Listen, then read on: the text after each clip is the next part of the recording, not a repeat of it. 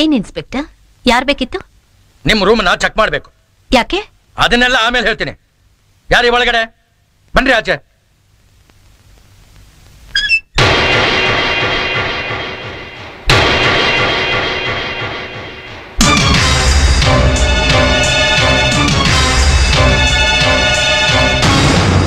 ಏನ್ ಇನ್ಸ್ಪೆಕ್ಟ್ರೆ? ಓಹೋ, ನೀನಾ? ಹಳ್ಳಿಲಿ ಸಾರಾಯ ಕಾಯಿಸಿದ್ರೆ ಕಾನೂನು ವಿರುದ್ಧ. ಅದರಿಂದ ಬೀದಿ ಪಾಲಾಗೋದು ಸಂಸಾರ, ಅನಾಥರಾಗೋದು ಮಕ್ಕಳು. ವಾ ವಾ, ಏನ್ ವೇದಾಂತ!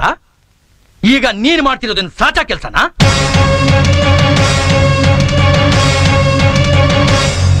ಊರೇ ಕೈ ಮುಗಿತಾ ಇರೋ ದೇವ್ರಿಗೆ ಕಾವು ಕೊಡ್ತಿರೋಳು ಈ ದೇವದಾಸಿ.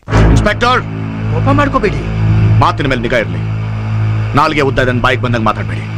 ಊರಿಗೆ ದೊಡ್ಡ ಮನುಷ್ಯ ಅಂತೀಯ, ಗೊತ್ತು ಗುರಿ ಇಲ್ದೇ ಇರೋ ಈ ಹೆಂಗಸ್ ಜೊತೆಲಿ ನೀನ್ ಹಾಕಿದ್ಯಾ? ಮದುವೆ ಮಾಡ್ಕೊಂಡಿದ್ಯಾ? ಅವಳು ಕತ್ತಲಿ ಕರಿಮಣಿ ಸರಾನೇ ಕಾಣ್ತಾ ಇಲ್ವಲ್ಲ. ಗಾಂಧರ್ವ ವಿವಾಹನ ಇಲ್ಲ ಕುದುರ್ಸ್ತಾ ಇರೋ ವ್ಯವಹಾರನ? ನನ್ ಮೇಲಿನ ಹಳೆ ದ್ವೇಷನ ಸಾಚಕ್ ನೋಡ್ತಾ ಇದ್ದೀರಾ? ದ್ವೇಷನ? ಛೇ, ನಾನವತ್ತು ತಪ್ಪು ಮಾಡಿದ್ದೆ. ಭಾವಾಭಾವದಿಂದ ಸೇರ್ಕೊಂಡು ನನಗೆ ಬಾರಿಸಿದ್ರಿ, ನಾನ್ ಸುಮ್ಮನೆ ಇದ್ದೆ. ಇವತ್ತು ನೀನ್ ತಪ್ಪು ಮಾಡಿದ್ಯಾ. ಬಾರಿಸೋದಕ್ಕೆ ಆಸೆ ಇದ್ರು ಕಾನೂನಿಗೆ ಮರ್ಯಾದೆ ಕೊಟ್ಟು ನಾನು ಸುಮ್ಮನೆ ಇದ್ದೀನಿ. ಕಂಪ್ಲೇಂಟ್ ತಗೊಂಡು ನಿನ್ನ ಅರೆಸ್ಟ್ ಮಾಡಕ್ ಬಂದಿದ್ದೀನಿ. ಇಷ್ಟಕ್ಕೂ ಕಂಪ್ಲೇಂಟ್ ಕೊಟ್ಟಿರೋನು ನೀನು ಭಾಮ ಇದ್ದ.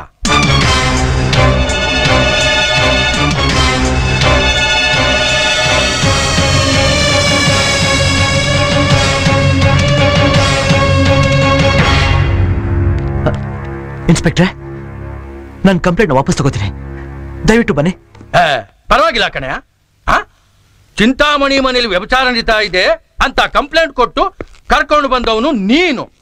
ಈಗ ನಿಮ್ ಬಾವನ ಮುಖ ನೋಡಿದ ತಕ್ಷಣ ಮಾತನ್ನ ಬದಲಾಗ್ತಾ ಇದೆಯಲ್ಲ. ಏನ ಮುಖ ನೋಡ್ತಾ ಇದ್ಯಾ? ಒಂದ್ ನಿಮಿಷ ನೋಡಿ, ನಿಮ್ ಕೈ ಮುಗಿದು ಕೇಳ್ಕೊತೀನಿ. ಅವರು ತುಂಬಾ ದೊಡ್ಡ ಮನುಷ್ಯರು. ಅವ್ರನ್ನ ಅರೆಸ್ಟ್ ಮಾಡಿ ಅವ್ರ ಗೌರವನ ಹಾಳು ಮಾಡಬೇಡಿ. ಬೇಕಾದ್ರೆ ನನ್ನ ಅರೆಸ್ಟ್ ಮಾಡಿ. ನೀನ್ ಕೈ ಮುಗಿದ ತಕ್ಷಣ ಬಿಟ್ಟು ಬಿಡಕ್ಕೆ, ಕಾಲು ಬಿದ್ದ ತಕ್ಷಣ ಆಶೀರ್ವಾದ ಮಾಡಕ್ಕೆ ಕಾನೂನು ದೇವ್ರಲ್ಲ, ಆಯುಧ. ನೀನ್ ಏನೇ ಹೇಳ್ಬೇಕಾಗಿದ್ರು ಕೊಟ್ಟು ಬಂದು ಹೇಳು. ಹಾಕೋಬೇಡಿನಾ?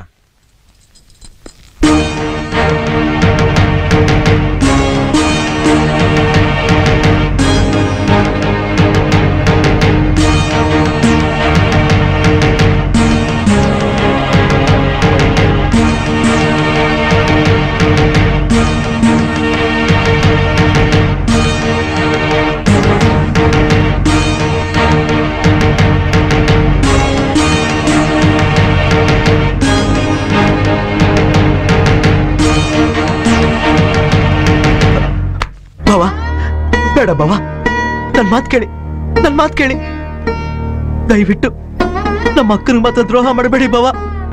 ನೋಡಿ, ನಾನೇನಾದ್ರೂ ತಪ್ಪು ಮಾಡಿದ್ರೆ ನನಗ್ ಶಿಕ್ಷೆ ಕೊಡಿ ಬಾವ. ಬೇಕಾದ್ರೆ ನನ್ ಸಾಯಿಸ್ಬಿಡಿ, ಆದ್ರೆ ನಮ್ಮ ಅಕ್ಕನ ಮಾತ್ರ ಮೋಸ ಮಾಡಬೇಡಿ ಬಾವ. ಅವಳಿಗೇನಾದ್ರೂ ಈ ವಿಷಯ ಗೊತ್ತಾದ್ರೆ ಅವಳ ಕೈಯಲ್ಲಿ ತಡ್ಕೊಳ್ಳೋ ಶಕ್ತಿ ಇಲ್ಲ ಬಾವ. ಅವಳು ಪ್ರಾಣನ ಬಿಟ್ಬಿಡ್ತಾಳೆ ಬಾವ. ನನ್ ಮಾತು ಕೇಳಿ, ಬೇಕಾದ್ರೆ ನಿಮ್ ಕಾಲ್ ಬಿಟ್ಟು.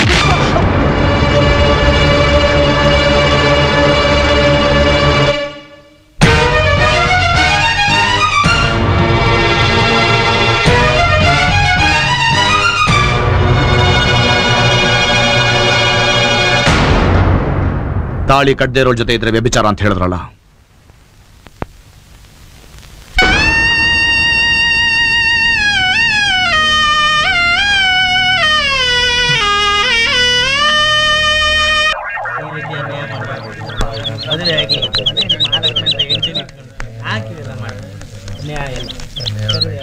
ಆಚೆ ಬಾರಪ್ಪ ದೊಡ್ಡ ಮನುಷ್ಯ.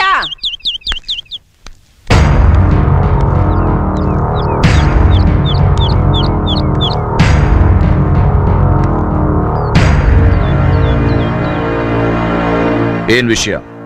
ಬಂಗಾರದಂತ ಹೆಂಡತಿನ ಮನೇಲಿ ಇಟ್ಕೊಂಡು 3 ಕಾಸಿಗೆ ಮೈ ಮಾರ್ಕೊಳ್ಳೋಳು ಕುತ್ತಿಗೆಗೆ ಕಳ್ತನವಾಗಿ ತಾಳಿ ಕಟ್ಟಿದ್ಯಲ್ಲ. ನನ್ ಮಗಳೇನಪ್ಪ ಅಂತ ಅನ್ಯಾಯ ಮಾಡಿದ್ಲು ನಿನಗೆ? ನಾನ್ ಯಾಕೆ ಕಳ್ತನದಲ್ಲಿ ಮದುವೆ ಆಗ್ಲಿ? ನಿಮ್ ಮಗನ್ ಮುಂದೆನೆ ತಾಳಿ ಕಟ್ಟದ್ನಲ್ಲ, ಯಾಕೆ ಹೇಳಿಲ್ವಾ?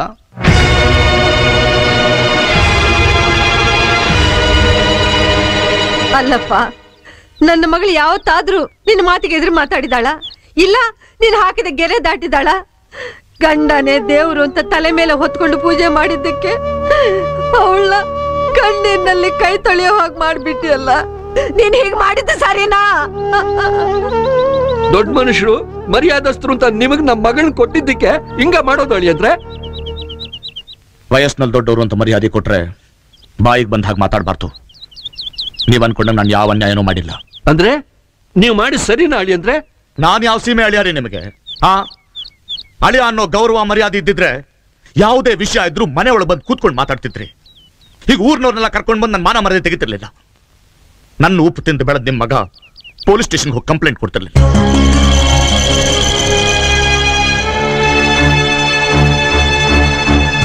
ಆದ್ರೆ ಯಾವ ಹೆಣ್ಣು 3 ಕಾಸಿಗೆ ತನ್ನ ಮಾನ ಮಾರ್ಕೊಳ್ತಾರೆ ಅಂತ ಹೇಳ್ತಿರೋ ಅವಳು ನನ್ನ ಗೌರವ ಉಳಿಸೋದಕ್ಕೋಸ್ಕರ ಅವತ್ತು ಆ ಪೊಲೀಸ್ನವ್ರು ಕಾಲು ಹಿಡ್ಕೊಂಡು ಬೇಡ್ಕೊಂಡ್ರು. ಆದ್ರೆ ನನ್ನ ಮನೆ ಉಪ್ಪು ತಿಂದ ನಿಮ್ಮ ಮಗ ಪೊಲೀಸ್ನವ್ರು ಕರ್ಕೊಂಡ್ಬಂದು ನನ್ನ ಮಾನ ತೆಗಿಯೋಕ್ ನೋಡ್ತಾ. ಅವತ್ತು ನಾನು ಅವಳ ತಾಳಿ ಕಟ್ಟೋ ಕಾರಣ ನಿಮ್ ಮಗ. ಇನ್ ನನಗೂ ನಿಮಗೂ ಯಾವ ಸಂಬಂಧನೂ ಇಲ್ಲ. ನೀವಿನ್ ಹೊರಡ್ಬೋದು. ರಾಜೇಗೌಡ್ರೆ, ಊರಿಗೆ ದೊಡ್ಡ ಮನುಷ್ಯರಾಗಿ ಇಂಥ ಕೆಲಸ ನೀವು ಮಾಡೋದು? ಮಾತಾಡಬೇಡಿ.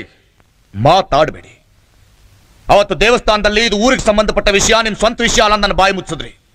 ಅದೇ ಮಾತನ್ನ ಈಗ ಹೇಳ್ತಾ ಇದ್ದೀನಿ. ಇದು ಊರಿಗೆ ಸಂಬಂಧಪಟ್ಟ ವಿಷಯ ಅಲ್ಲ, ನನ್ನ ಸ್ವಂತ ವಿಷಯ. ಇದರಲ್ಲಿ ಮಾತಾಡೋ ಹಕ್ಕು ಯಾರಿಗೂ ಇಲ್ಲ.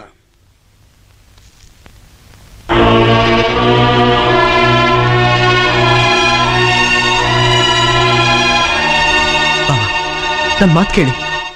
ಕೇಳೋಕೆ ಇನ್ನೇನು ಉಳಿದಿಲ್ಲ. ಯಾವತ್ತು ನೀನು ಪೊಲೀಸನ್ ಕರ್ಕೊಂಡ್ ಬಂದಿಯೋ ಅವತ್ತೇ ನಿನ್ನ ಭಾವ ಸತ್ತು ಹೋದ. ನಿನ್ನ ಅಕ್ಕ ಯಾವತ್ತೋ ವಿಧವೆ ಆಗೋದ್ಲು. ಬಾಬಾ ನನ್ ಮಾತು ಕೇಳಿ. ಮುತ್ತೈದೆ ತನ ಕಳ್ಕೊಂಡ ಹೆಣ್ಣಿಗೆ ತವ್ರ ಮನೆಯವರು ಬಿಳಿ ಸೀರೆ ಕೊಡ್ತಾರೆ. ಇದನ್ನೇ ಬಿಳಿ ಸೀರೆ ಅನ್ಕೊಂಡು ನಿನ್ನ ಕೈಯಾರ ನಿನ್ನ ಅಕ್ಕನ ಕೊಟ್ಟು. ಬಾಬಾ ದಯವಿಟ್ಟು ನನ್ ಕ್ಷಮಿಸಿ. ನಾನ್ ಮಾಡಿದ ತಪ್ಪೆ ನೋಡಿ. ಅದಕ್ಕೆ ನೀವು ನನಗೆ ಏನ್ ಶಿಕ್ಷೆ ಬೇಕಾದ್ರೆ ಕೊಡಿ, ನಾನು ಅನುಭವಿಸ್ತೀನಿ ನೋಡಿ. ಈ ಜನ್ಮದಲ್ಲಿ ನಿಮ್ ಮನೆ ಹೊಸಲು ತುಳಿಯೋಲ್ಲ. ದಯವಿಟ್ಟು ನಮ್ಮ ಅಕ್ಕನಿಗೆ ಮಾತ್ರ ಇಂಥ ಶಿಕ್ಷೆ ಕೊಡಬೇಡಿ ಬಾಬಾ, ಇಂಥ ಶಿಕ್ಷೆ ಕೊಡಬೇಡಿ. ಲಕ್ಷ್ಮಿ, ನಿನಗೆ ನನಗಿಂತ ನಿನ್ ತವರೇ ಮುಖ್ಯ ಆದ್ರೆ ಇಲ್ಲಿಂದ ಈಗಲೇ ಹೊರಟು ಹೋಗು. ಇಲ್ಲ ಈ ಮನೆಯೊಳಗೆ ನನ್ನ ಹೆಂಡತಿಯಾಗಿ ಬಾಳ್ಬೇಕು ಅಂದ್ರೆ ಆ ಬಟ್ಟೆ ತಗೊಂಡು ನಿನ್ ತವರಿನ ಸಂಬಂಧ ಕಳ್ಕೊಂಡು ಒಳಗ್ ಬಾ.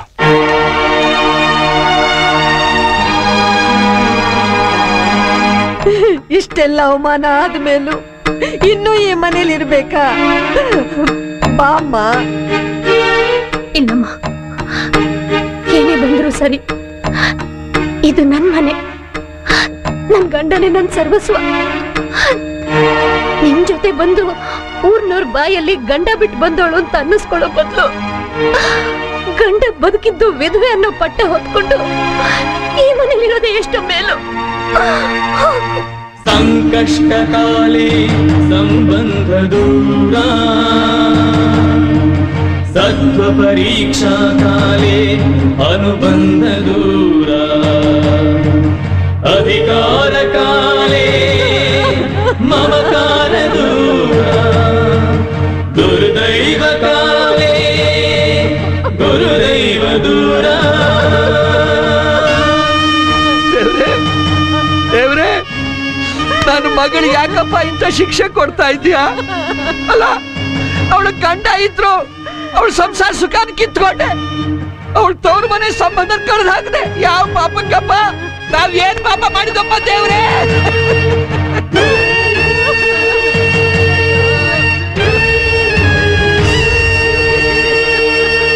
ಆಹಾ, ಅವನ ಅರ್ಶಿನ ದಾರ ತಂದ್ಬಿಟ್ಟ, ಇವಳು ಕಟ್ಟಿಸ್ಕೊಂಡ್ಬಿಟ್ಲು. ಕುರಿನ ಬಲಿ ಕೊಡಕ್ ಮುಂಚೆ ಹಾರ ಹಾಕ್ತಾರೆ ಗೊತ್ತಾ? ಈಗ ನಿನ್ಗತಿನೂ ಅದೇ. ಯಾಕಣ್ಣ ಹಾಗಂತೀಯಾ? ಇದುವರೆಗೂ ಒಳ್ಳೇದೋ ಕೆಟ್ಟ ಒಂದ್ ಜೀವನ ಅಂತ ನಡೀತಾ ಇತ್ತು. ಇನ್ ಮುಂದೆ ನೀನ್ ವ್ಯವಹಾರ ಮಾಡಕ್ಕಾಗಲ್ಲ. ಅವ್ನು ನಿನ್ನ ಮಹಾಲಕ್ಷ್ಮಿ ಅಂತ ಮನೆ ತುಂಬಿಸ್ಕೊಳ್ಳೋದು ಇಲ್ಲ. ಇಲ್ಲ ಅಣ್ಣ, ಅವ್ರು ತುಂಬಾ ಒಳ್ಳೆಯವರು. ಒಳ್ಳೆಯವನೇ. ಅವ್ನ್ ಒಳ್ಳೆಯವನೇ ಆಗಿದ್ದಿದ್ರೆ ಕಟ್ಕೊಂಡು ಹೆಂಡ್ತಿನ್ ಬಿಟ್ಟು ನಿನ್ಗೆ ತಾಳಿ ಕಟ್ಟಿದ್ದ. ಇಲ್ಲಿಗೆ ಬರೋರೆಲ್ಲ ಗಂಡಸು ಅಂತ ತೋರ್ಸ್ಕೊಳ್ಳೋರೆ ಹೊರತು ಗಂಡ ಅಂತ ಅನ್ಸ್ಕೊಳ್ಳೋರಲ್ಲ. ಊರವರೆಲ್ಲ ಸೇರಿ ಆಶೀರ್ವಾದ ಮಾಡಿ ಮದುವೆ ಮಾಡ್ಕೊಟ್ಟಿದ್ ಹೆಂಡ್ತಿನ ನಿನ್ಗೋಸ್ಕರ ಬಿಟ್ಟ. ನಾಳೆ ಇನ್ನೊಬ್ಳು ಬಂದ್ರೆ ನೀನು ಬಿಡಲ್ಲ ಅನ್ನೋದಕ್ಕೆ ಏನ್ ಗ್ಯಾರಂಟಿ? ಯಾರ ಬಗ್ಗೆ ಮಾತಾಡ್ತಿದ್ಯಾ? ನಿಮ್ ಬಗ್ಗೆನೆ. ಅಲ್ಲ, ನೀವು ಮಾಡಿ ಸರಿನಾ? ವಿಷಯ ಏನು ಅಂತ ಹೇಳು. ಆಯ್ಕೊಂತಿನ ಕೋಳಿಗೆ ಕಾಲ್ ಮುರ್ದಂಗಾಯ್ತು. ನೀವೇನ ಒಳ್ಳೆ ಹೆಂಡತಿ ಅಂತ ಒಪ್ಕೊಂಡ್ಬಿಟ್ರಿ. ಆದ್ರೆ ಊರು ಒಪ್ಪುತ್ತಾ, ಜನ ಒಪ್ತಾರ, ಕಾನೂನು ಒಪ್ಪುತ್ತಾ? ನಾಳೆ ಮರ್ಯಾದೆ ಪ್ರಶ್ನೆ ಬಂದಾಗ ನೀವು ಹಿಂಗೆ ಇದ್ಬಿಟ್ರೆ ಊರ್ ಜನ ಎಲ್ಲ ಸೇರಿ ಇವಳನ್ನ ಊರ್ ಬಿಟ್ಟು ಓಡಿಸ್ಬಿಡ್ತಾರೆ. ಕಟ್ಕೊಂಡು ಒಂದು ಮನೆ ಇಲ್ಲ, ತವ್ರ ಮನೆ ಅಂತೂ ಮೊದಲೇ ಇಲ್ಲ. ಏನೋ ಹಂಗೋ ಹಿಂಗೋ ಜೀವನ ಮಾಡೋಣ ಅಂದ್ರೆ ಆಸ್ತಿ ಇಲ್ಲ, ಅಂತಸ್ತಿಲ್ಲ. ನಾಳೆ ಇವಳಿಗೆ ಏನಾದ್ರೂ ಹೆಚ್ಚು ಕಡಿಮೆ ಆದ್ರೆ ಅಣ್ಣ ನಾನ್ ತಾನೇ ನೋಡ್ಕೋಬೇಕು. ನಿನ್ನ ಹತ್ರ ಇಲ್ದಿದ್ರೆ ಏನಂತೆ? ನಾನಿದ್ದೀನಲ್ಲ, ನನ್ನೇ ಕೊಟ್ಟಿದ್ದೀನಿ ಅಂದಮೇಲೆ ನನ್ನ ಸೊತ್ತೆಲ್ಲ ನಿಮ್ದೆ. ಹೇಳ್ದಷ್ಟು ಸುಲಭ ಅಲ್ಲ ಮಾಡಿ ತೋರ್ಸೋದು. ಈ ರಾಜೇಗೌಡ ಮಾಡೋದನ್ನೇ ಹೇಳೋದು. ಅದೇನ್ ತಗೊಂಡ್ ಬರ್ತೀಯೋ ತಗೊಂಡ್ ಬಾ.